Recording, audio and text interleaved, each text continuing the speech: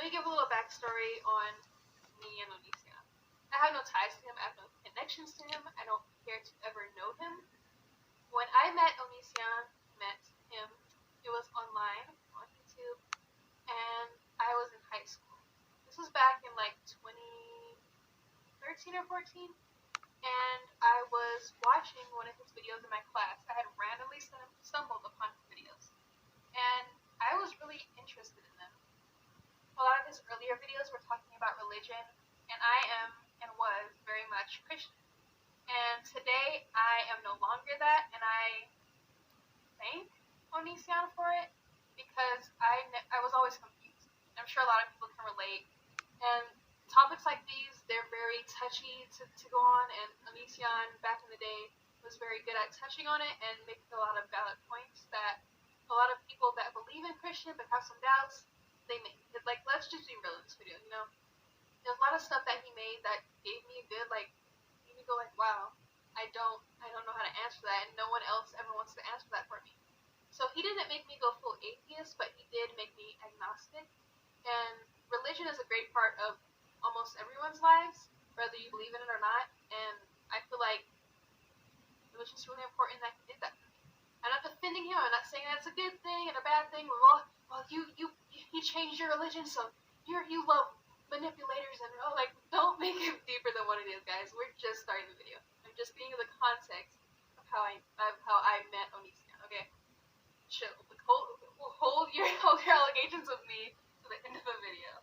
Now, I have a whole list of things here that I took some time to watch a lot of Onision's older videos, and this whole point of this video is going to be dissecting the brain of Onision.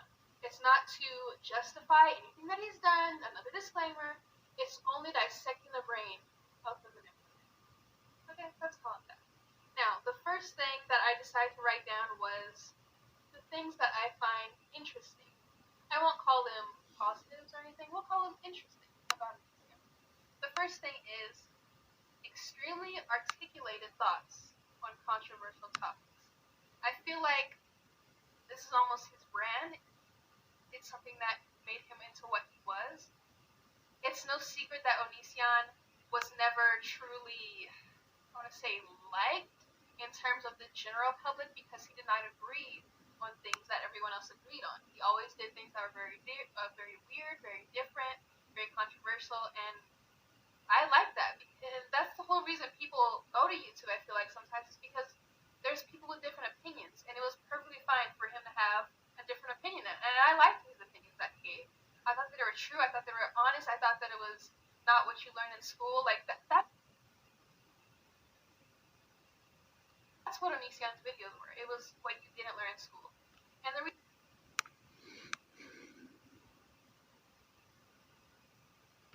Why I love Lucifer. This person suggested I make a 10 things video, but that requires effort, so I'm doing this instead. In the Bible, it apparently says that Lucifer is the root of all evil. He is allegedly where sin was created, but Lucifer is just another person who's blamed for the actions of others. If this cup is defective, I'm not going to say it's the cup's fault, because the cup did not create itself. No, some factory somewhere created this cup, or in this context, God. Using basic logic, you can conclude that it's not Lucifer's fault that he's evil. Another thing that's awesome about Lucifer is his name is Lucifer. That's a really cool name. This actor plays Lucifer on Supernatural, who's actually pretty unattractive. It kind of contradicts Lucifer's biblical description. As you may know, the horns and the pitchfork, that's inaccurate. Lucifer is described to be the greatest of all God's creations, which means the only being he comes second to is likely God. He's also described to be completely original, unlike anything else in existence. But as far as how he looks, it's as I said, he's described to be beautiful. What you're looking at now might be a more accurate portrayal of Satan. As you can see, he's not at all unattractive. Lucifer was God's most favorite and beautiful angel. Is that not another reason to appreciate him? If God thought he was the best, is it so illogical for you to think he's the best as well? You would only be agreeing with a version of God. This same meme points out that so many people forget that Satan is beautiful. I guess that's to keep young Christian girls from masturbating to the thought of him. So much easier to program people to be terrified of the devil if you make portraits of him ugly. This is Sam Winchester when Satan possessed his body in Supernatural. Definitely closer to what a lot of people would consider Lucifer to look like. You know, people who actually acknowledge that he's beautiful. In the same show, Lucifer also possessed Castiel. The only character really competing with his likability is Demon. Dean Winchester. Allegedly, Lucifer tried to take over heaven. Apparently, it was the result of pride, jealousy, and discontent. But let's be honest, Lucifer was doing this as no doubt he disagreed with how his father was running things. And that makes me like him even more, because I also have a father that I strongly disagree with. I can relate on a very personal level to the devil. In fact, a lot of other beings could relate to him as well, as 1/3 of all the angels left God for the sake of following Lucifer. Now ask yourselves, someone as powerful as God losing followers to someone less powerful, who do you think is right in that situation? Because normally when you can choose between most powerful being in all of existence and second most powerful being in all of existence, you go with the most powerful. Unless, of course, the most powerful is that goddamn unlikable, in which case you go with the underdog. My point being, maybe Lucifer was onto something. Again, I point out to you, God put more effort into Lucifer than any other being according to certain texts. He made Lucifer basically better than everything. So this being that's basically better than everything says, hey guys, this dude that created us is actually a prick. Maybe Lucifer, this shiny, amazing angel, was made a little too well, and because of that, he was able to see right through God. After all, it wasn't Lucifer who was responsible for the whole Noah's Ark incident. No, actually it was God who committed genocide against the entire planet with the exception of a few human beings and a small group of animals. I mean, how can you not agree with Lucifer at this point? Because based on that, you can see where God made a horrible mistake, and Lucifer has not yet to this day committed such a massive genocide against the human species. God also has crazy rules, like if you eat from the tree of knowledge, I'll kill you. What kind of crazy crap is that? Of course, Lucifer is gonna look at a mentality like God's and go, what the hell is wrong with you, dude? They say Lucifer uses every conceivable approach to deceive and destroy people, but that doesn't seem likely to me. What it appears is someone out of all the angels was willing to stand up and say, God, I don't really like you. And